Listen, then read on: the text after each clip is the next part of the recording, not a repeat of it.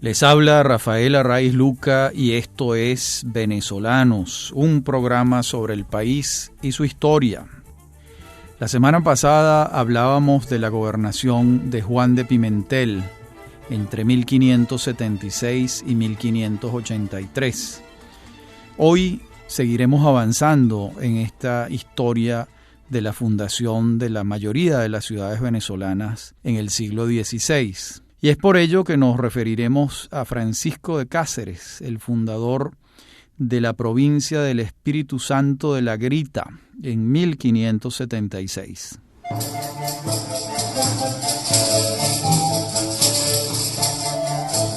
¿Quién es Cáceres? Cáceres es un aragonés que viene a América con Diego Fernández de Serpa y regresa a España y hace gestiones ante la corte imperial para que le adjudiquen una capitulación, cosa que logra con Felipe II.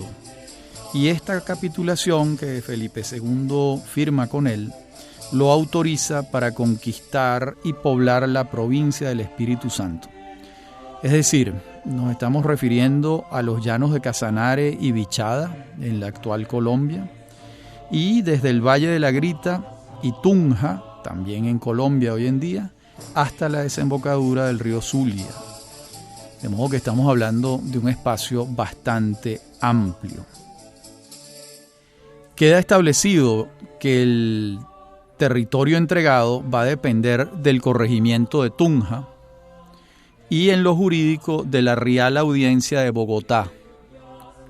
Desde la ciudad del Espíritu Santo de la Grita, Cáceres va a autorizar a Juan Andrés Valera, un vecino de la ciudad de Mérida, para que funde otro poblado en Barinas, y así fue como se fundó una ciudad con un nombre precioso, Altamira de Cáceres, el 30 de junio de 1577. De modo que estas dos ciudades, el Espíritu Santo de la Grita y Altamira de Cáceres en Barinas, van a ser fundadas por gente proveniente de Bogotá, de Tunja y de Mérida. Y la vida de Cáceres va a terminar en un pueblo hoy en día en la República de Colombia, Santiago de las Atalayas, que fue uno de los pueblos fundados por él.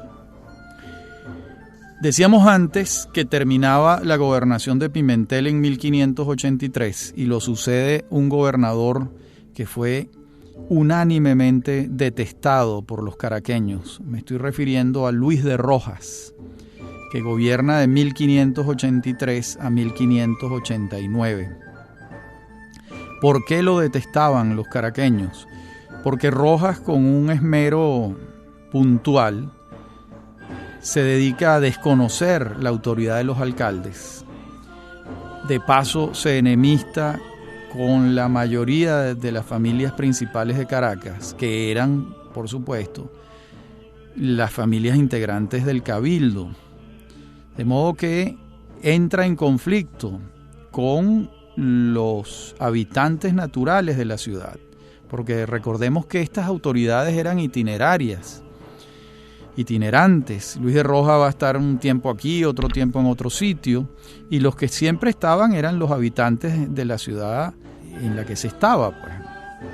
Rojas, no obstante, va a tomar la decisión que tiene unas consecuencias importantes de designar a Sebastián Díaz Alfaro para que funde la ciudad de San Sebastián de los Reyes. Esto va a ocurrir el 6 de enero de 1585. ¿Por qué fue tan importante? Porque San Sebastián de los Reyes abre el camino para la fundación de otras ciudades que hoy en día son, en la mayoría de los casos, más grandes que San Sebastián. Pero San Sebastián funcionó como una suerte de cabeza de playa. Fue abriendo camino para que a partir de allí se fundaran Calabozo, Altagracia de Orituco, San Juan de los Morros, El Sombrero, Camatagua, Zaraza, San Casimiro. Todas, creo yo, que hoy en día son ciudades más grandes que San Sebastián. Y esa fue una ruta del ganado muy particular porque esa zona desde entonces comienza a ser una zona rica en ganado en la provincia de Venezuela. Y esto va a ocurrir, como les señalaba, por decisión del gobernador detestado Luis de Rojas y por la designación de Sebastián Díaz Alfaro para que funde San Sebastián de los Reyes. Y después, con el tiempo, abriéndose el camino del ganado hacia el sur, se fueron fundando estas otras ciudades que les he mencionado. El caso de Luis de Rojas es muy interesante por cómo resulta su gobernación. Hemos hablado en programas anteriores del juicio de residencia. El juicio de residencia ocurre al final de la gestión de un gobernador. Pero también podía darse el caso de que el gobernador cometiese tal cantidad de desmanes, de desafueros y de disparates que los afectados pudiesen formar un expediente y elevarlo hacia las autoridades. Y eso fue lo que ocurrió con Luis de Rojas. Los caraqueños estaban verdaderamente hasta la coronilla de los abusos de este señor y le van formando minuciosamente un expediente y se lo hacen llegar a las autoridades.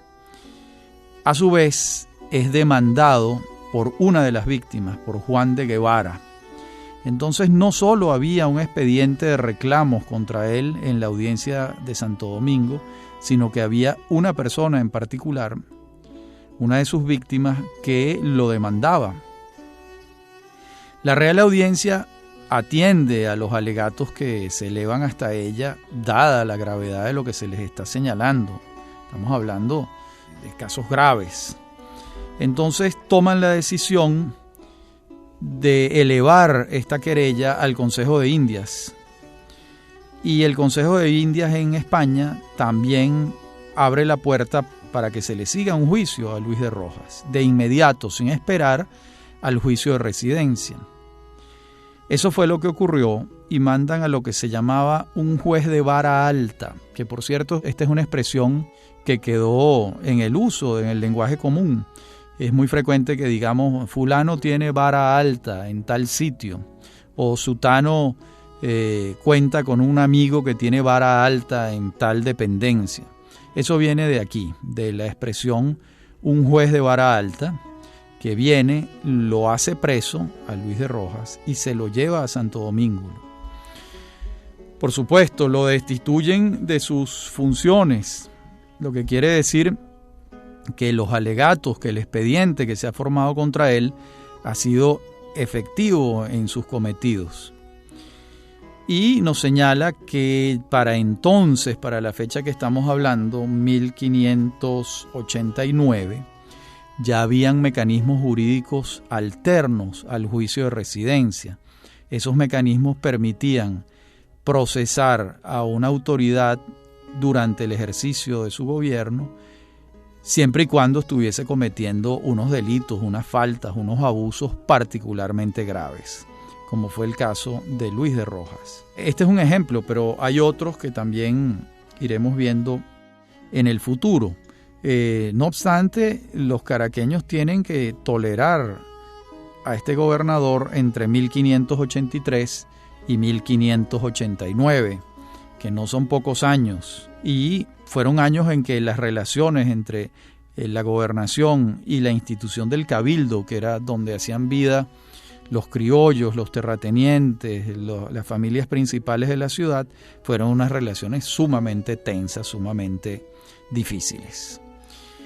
A Luis de Rojas va a sustituirlo paradójicamente o pendularmente un gobernador amado, que fue Diego de Osorio, a quien llamaban el gobernador querido, y que va a tener un ejercicio muy largo. Va a gobernar durante 8 años, de 1589 a 1597. El contraste entre Rojas y Osorio pues no puede ser mayor. Por cierto, los dos mueren el mismo año, en el año 1600.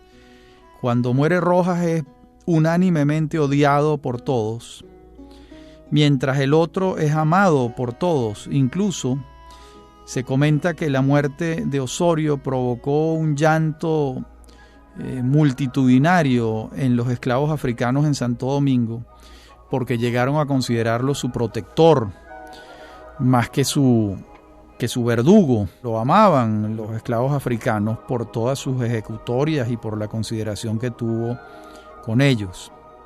Esta gobernación de Osorio, junto con la de Pimentel, va a ser de las más largas que contemos en el siglo XVI que estamos trabajando.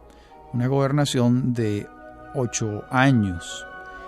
¿Por qué Osorio fue tan querido? Bueno, pues precisamente por lo contrario que fue odiado Rojas.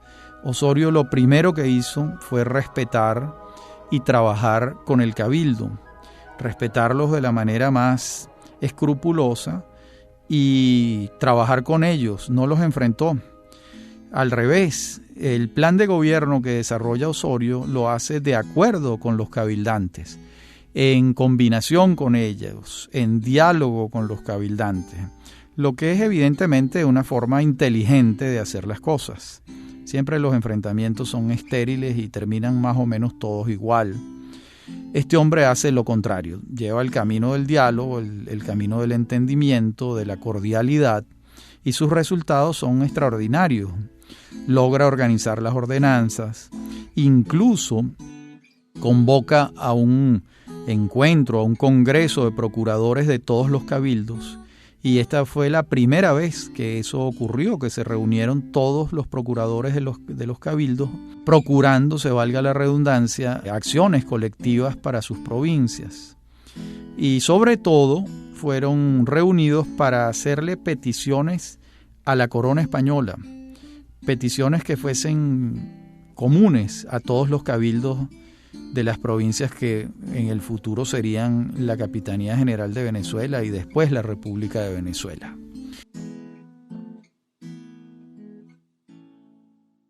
De estos temas seguiremos hablando en la segunda parte del programa, cuando relatemos la llegada del primer Bolívar a Venezuela. Decíamos antes que Diego de Osorio reúne a un conjunto de procuradores de los cabildos de la futura República de Venezuela, y ese se convierte en un primer congreso, y ellos toman la decisión de hacer una lista de peticiones para la corona de España y de enviar un procurador único y común que representara a todos los cabildos. Ese procurador se va a llamar Simón de Bolívar. Estamos hablando del primer Bolívar que llega a estas tierras, acompañado de su hijo, que también se llamaba Simón de Bolívar. El viejo Bolívar, viejo para las expectativas de vida de la época, llega a Venezuela procedente de Santo Domingo y tiene 30 años viviendo allá. Cuando él llega a Venezuela tiene 55 años y para la época era prácticamente un anciano. Él había llegado de 30 años a Santo Domingo, pasó 25 años en Santo Domingo, y su amigo Diego de Osorio le propone venir a Venezuela. Cuando el viejo Bolívar, vamos a llamarlo así, el primero, llega a Santo Domingo, llega procedente de Vizcaya, de una puebla muy cerca de Guernica. Esa pequeñísima puebla que se llama Bolívar, lo que viene a significar es lo que significa, valga la redundancia, el vocablo Bolívar, es decir, molino de la ribera. Eso es lo que significa Bolívar. Bolívar es molino de la ribera. Allí, en ese pequeñísimo poblado, nace Simón de Bolívar en 1532. Cuando él llega a Venezuela, ya está viudo, pero viene con este hijo que les he mencionado antes. Ese primer Bolívar va a morir en Caracas el 9 de marzo de 1612. Simón Bolívar y Palacios, el Libertador, viene a ser su quinto nieto. Muy bien, el Cabildo de Caracas, previa reunión con los otros cabildos, deciden enviar a España, a la Corte de Indias, a Simón de Bolívar como procurador de beneficios y reivindicaciones, que era como se llamaba. Esto va a ocurrir en 1590. Y regresa en 1592 con buenas noticias para los propósitos que ellos se habían establecido. Primero, se viene con la autorización para la creación de un seminario. Ese seminario va a ser la semilla de la futura Universidad de Caracas, fundada en 1725. Esta proto-universidad, este mínimo seminario, Simón de Bolívar trae la autorización. También, esto es un aspecto que en esa época contaba mucho, se le otorga un escudo de armas a la ciudad de Caracas. Es decir, ya era una ciudad con una entidad mayor, ya había dado un paso más en su crecimiento, se había alargado los pantalones. También lo autorizan, pero no se hace efectiva esa autorización, a la compra de 3.000 esclavos africanos. Bueno, de regreso en Caracas, el gobernador Osorio lo designa contador general de la Real Hacienda. Y aquí continúa su vida hasta que termina y es el fundador de la estirpe de los Bolívar en Venezuela, que obviamente va a tener tantísima importancia para nosotros. Concomitante con todo esto que les estoy señalando está la fascinante aventura de Antonio de Berrío en el Orinoco y Trinidad en busca de Manoa, en busca del Dorado. ¿Quién era Berrío y por qué se embarca en esta aventura? Berrío estaba casado con una sobrina de Gonzalo Jiménez de Quesada, María de Oruña se llamaba.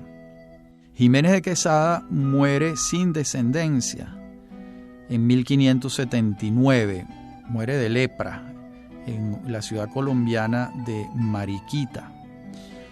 Y testa, es decir, hace testamento a favor de su sobrina y el esposo de su sobrina. Y ellos heredan entonces esa capitulación que Jiménez de Quesada había firmado con la corona, que rezaba literalmente: pasada la cordillera de este reino hacia Levante, es decir, de la cordillera oriental de Colombia hacia la derecha, lo que viene es llano, ríos y la desembocadura del Orinoco, la isla de Trinidad o también la desembocadura del Amazonas. Pero Berrío se esmera en el tema de Guayana y de Trinidad.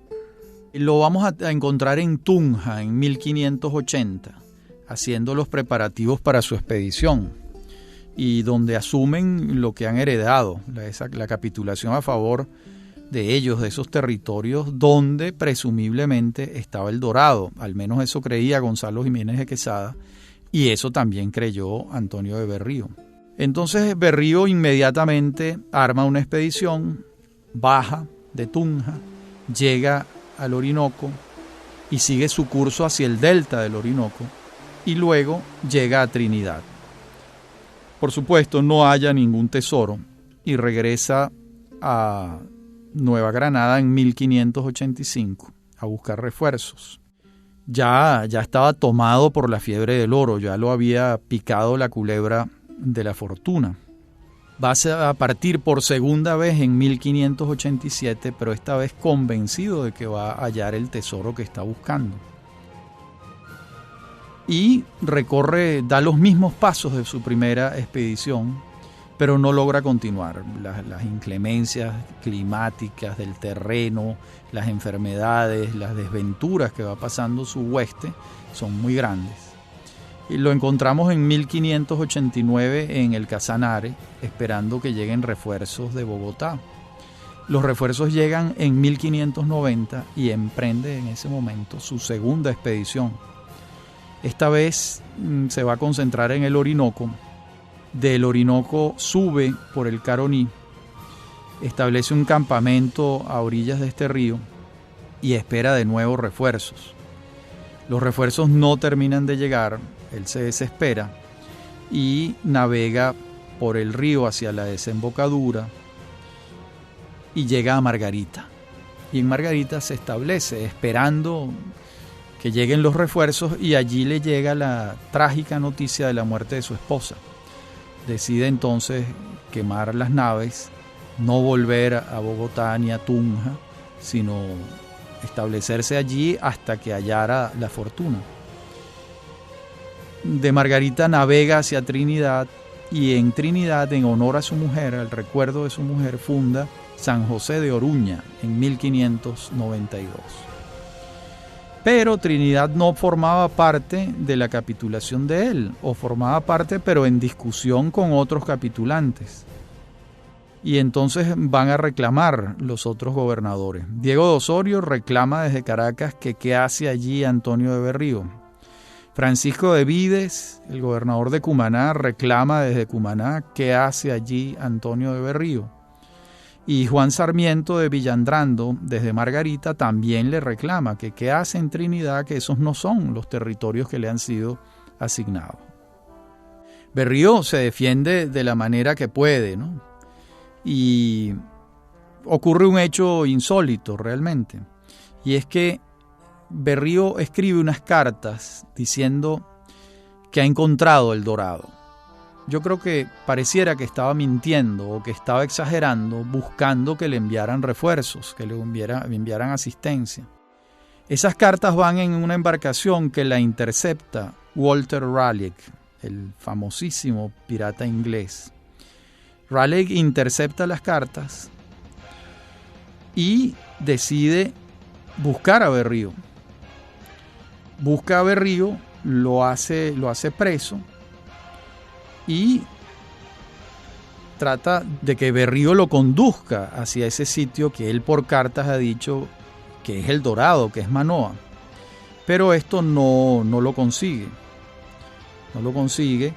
Berrío, por su parte, al rato Raleigh lo abandona, queda de su suerte otra vez y Berrío logra irse y entonces ahora sí decide fundar la ciudad de Santo Tomé de Guayana el 21 de diciembre de 1595.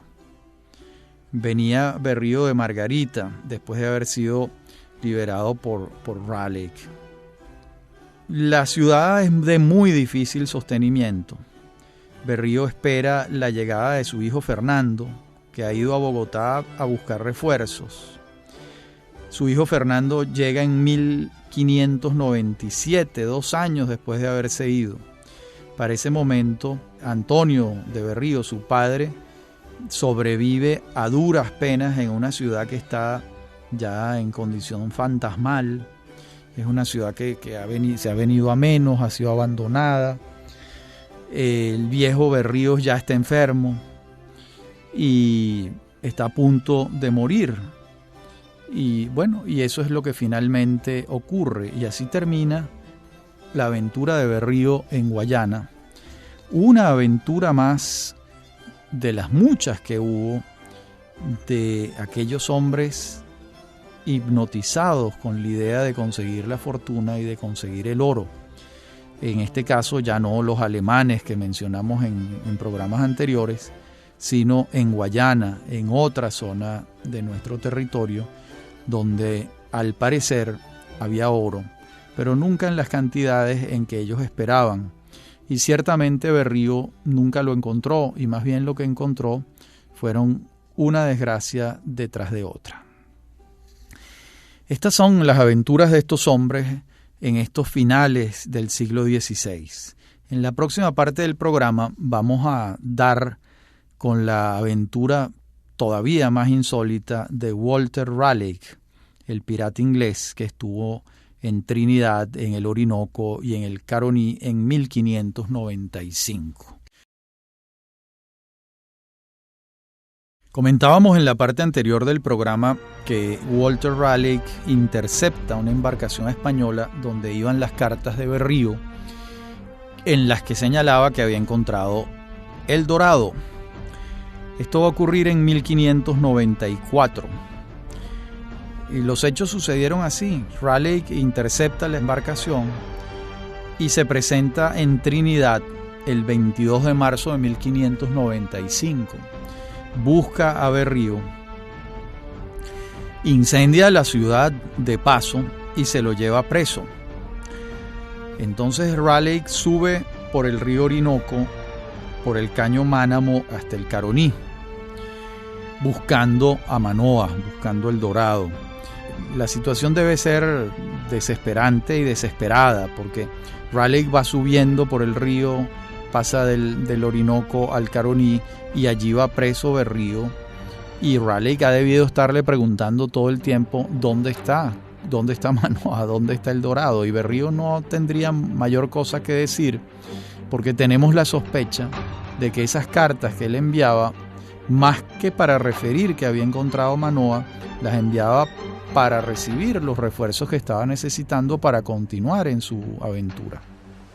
Decepcionado, Raleigh se devuelve por el río, recoge sus pasos y llega a Cumaná y le entrega al preso Berrío al gobernador Vides y sigue su camino hacia Europa.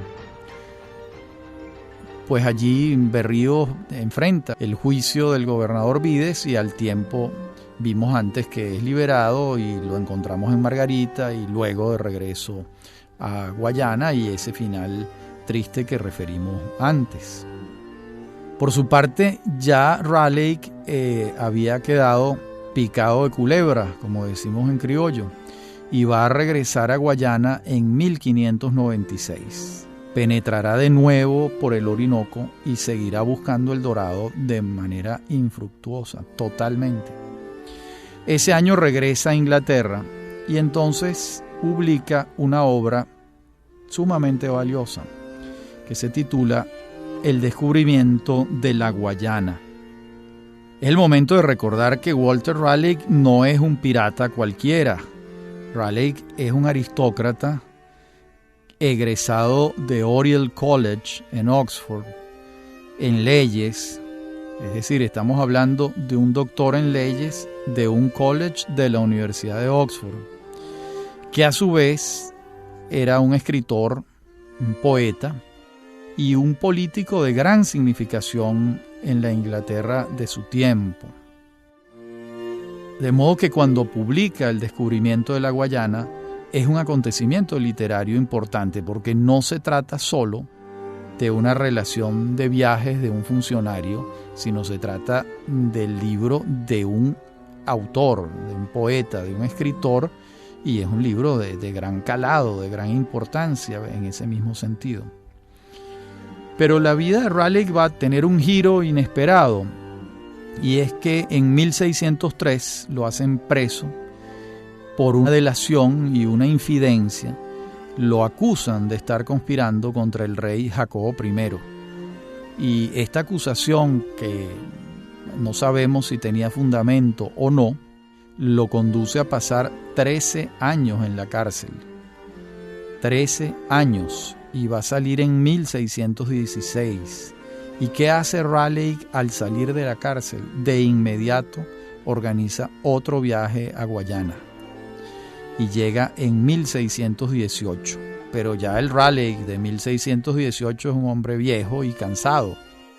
Y no continúa el viaje, se establece en Trinidad y envía a su hijo Walter y a un teniente de Raleigh llamado Lawrence Keymis. Lo que ocurre con su hijo es dramático. Encuentra de inmediato la muerte en un enfrentamiento con el entonces gobernador de Guayana, Diego Palomeque de Acuña, quien también muere en la refriega, en el enfrentamiento bélico entre las dos pequeñas patrullas. Raleigh, bueno, imagínense, pierde al hijo, el cuerpo y el alma y la vida no le da para continuar su aventura, no pasa de Trinidad, no es capaz de volver a penetrar por el Orinoco y hacia el Caroní, y decide finalmente, en medio de esta circunstancia tan adversa, regresar a Inglaterra. Y al regresar a Inglaterra lo hacen preso de nuevo. Pero esta vez es acusado por los mismos cargos, pero esta vez la condena no es la prisión, la condena es la muerte.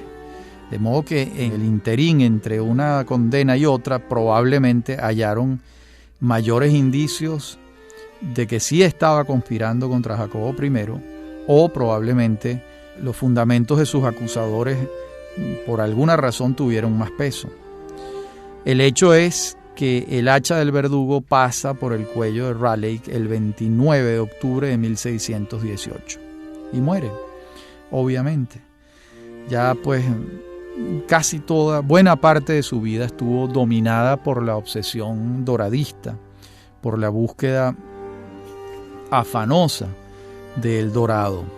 Hemos relatado una peripecia en pocos minutos, pero es verdaderamente sorprendente la insistencia de Raleigh en la búsqueda de este tesoro y lo esquivo del tesoro, que nunca lo encontró, y más bien lo que le trajo fueron unas calamidades detrás de otras a él y a su hijo Walter, que pierde la vida en un encontronazo con Diego Palomeque de Acuña.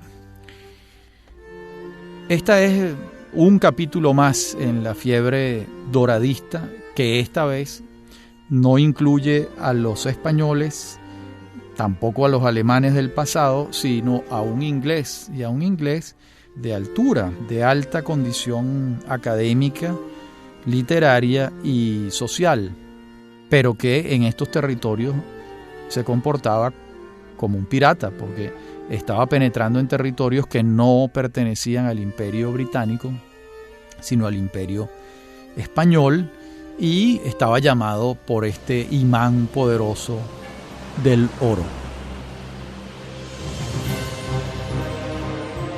En aquella expedición de Raleigh que parte de Inglaterra venía también otro pirata, Amías Preston. Pero Preston se divorcia de la nave capitana de Raleigh y toma otro rumbo. Decide pues tomar su camino, separarse de la nave madre y seguir su propia intuición y sus aventuras. La aventura de Preston la conocemos al dedillo porque fue escrita por uno de los hombres que lo acompañaba, que se llamaba Robert Davy, que da cuenta día a día de los hechos en un diario. Y los hechos fueron así. Partieron de Plymouth, en Inglaterra, en marzo de 1595, y el 17 de abril de ese mismo año estaban en las Islas de los Testigos. El 22 de mayo estaban en Cumaná, y el 26 a una legua de Macuto, desde donde desembarcaron en Auxiliares en la costa. No desembarcan en Caraballeda, sino muy cerca, en la zona de Macuto, y no, es decir, desembarcan en Auxiliares, pues no había cómo atracar los barcos en un muelle. Allí les advierten que si van a subir a Caracas por el camino real, por el conocido camino de los españoles, iban a encontrar al ejército de Garci González de Silva esperándolos, y pues iban a ser repelidos por las fuerzas del capitán González de Silva. De modo que ellos, de acuerdo con labores de inteligencia, advierten un camino abandonado, un camino que era de los indígenas, y se van por ese camino. Y resulta que por ese camino llegan al Valle de los Toromaimas, donde está la ciudad de Caracas, mientras González de Silva lo está esperando por otro lado. Entonces, por su parte, el gobernador Osorio estaba en alguno de los viajes oficiales y frecuentes y no estaba en la ciudad. De tal modo que cuando Preston y su pequeño ejército entran a la ciudad de Caracas, González de Silva está esperándolo por un lado muy distinto. Preston solo va a encontrar la resistencia de un hombre ya mayor que se llama Alonso Andrea de Ledesma, quien lo enfrenta con muy pocos soldados, porque la mayoría de los soldados estaban con González de Silva. Y con mucha facilidad el ejército de Preston le dio muerte a Alonso Andrea de Ledesma y a sus pocos soldados. Esto comienza a ubicarse en la historia venezolana como una leyenda quijotesca, la leyenda de Andrea de Ledesma.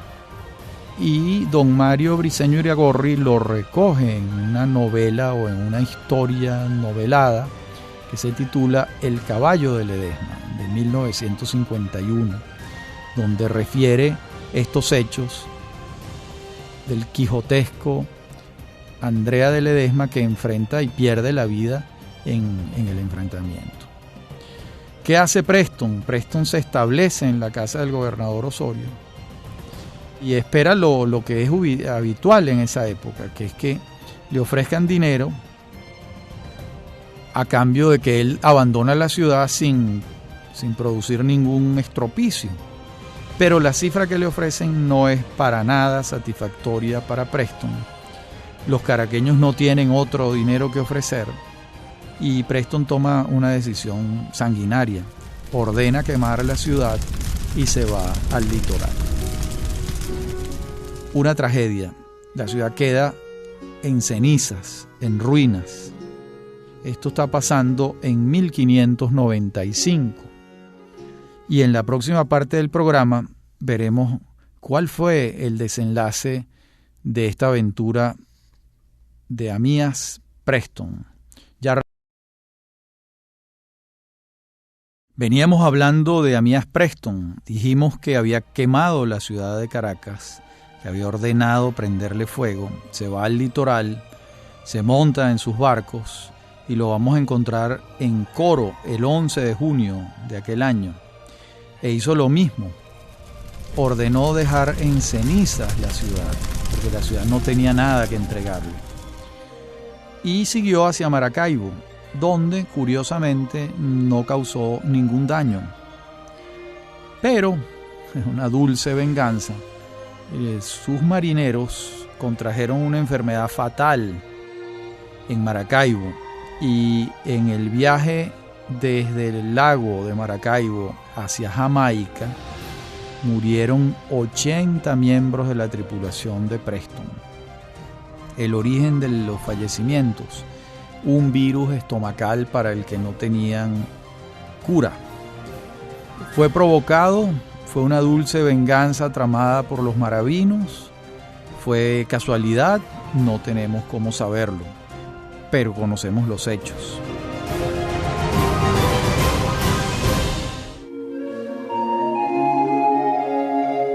Por su parte, Osorio, que estaba de viaje cuando ocurre esta incursión de Amías Preston, regresa a toda velocidad a Caracas y se dedica a la reconstrucción de la ciudad, afanosamente. Y para 1597 lo promueven a presidente de la Real Audiencia de Santo Domingo, que era un cargo de enorme importancia. De modo que era un ascenso.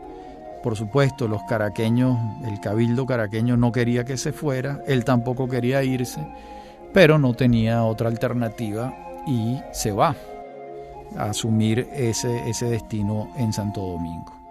Lo sucede el gobernador Gonzalo de Piña y Ludueña entre 1597 y 1600, pero es muy poco lo que podemos decir de Piña y Ludueña, más allá de haber seguido la rutina de gobierno natural, pero no se adjudican a sus haberes grandes realizaciones ni una gran personalidad, como se ocurrió con Diego de Osorio. En estos años, por su parte, va a ocurrir un cambio en la corona española, porque Felipe II, el hijo de Carlos V, fallece y lo va a suceder su hijo Felipe III. Felipe III se ciñe la corona el 13 de septiembre de 1598 y va a morir el 31 de marzo de 1621. No será un reinado tan largo como el de su padre, tampoco como el de su abuelo, Carlos V, pero sí un reinado con alguna dilatación, porque estamos hablando de 23 años ejerciendo el mando. Recordemos que entre Carlos V y Felipe II reinan casi todo el siglo XVI, gobiernan desde 1516 hasta 1598, y el hijo y nieto de Carlos V, Felipe III, va a asumir entonces el mando. Los juicios históricos sobre el reinado que acaba de concluir, el de Felipe II, son extremos. Por una parte, un sector pensaba que había sido un rey católico que gobernaba con seriedad.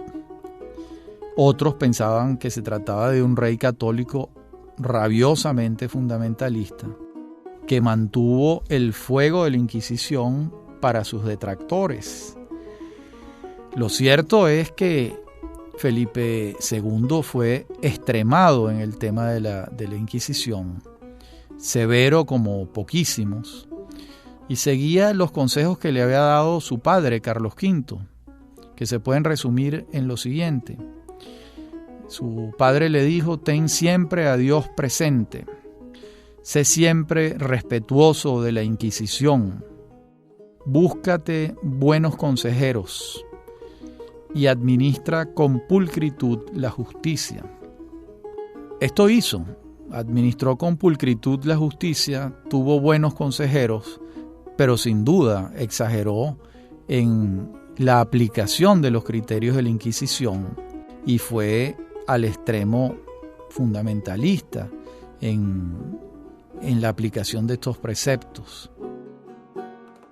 Por otra parte, era muy trabajador y organizado con los papeles, con los documentos, y eso le dio un orden particular a la institución de la corona. También le tocó enfrentar muchas guerras en Europa y no salió bien librado de todos estos encuentros bélicos. Muchos lo afectaron, en algunos casos perdió, en casi todos los casos supuso una inversión de recursos cuantiosa. Incluso algunos historiadores consideran que la decadencia del Imperio Español va a comenzar al final de su mandato, mientras sus seguidores, que también son muchos, dicen que por lo contrario, su reinado fue el periodo de mayor auge del Imperio Español. En todo caso, imposible respaldar a la Inquisición.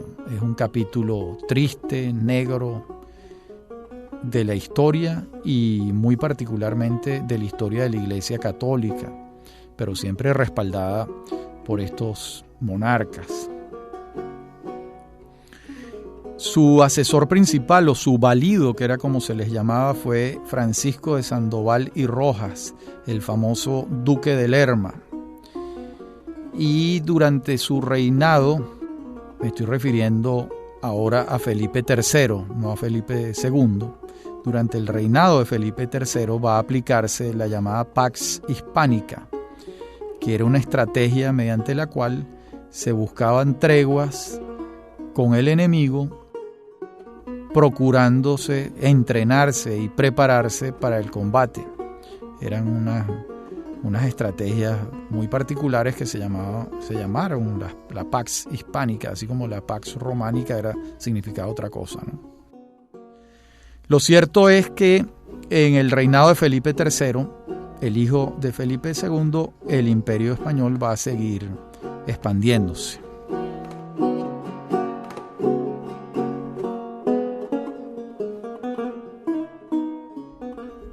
En nuestro próximo programa haremos un balance de este siglo XVI.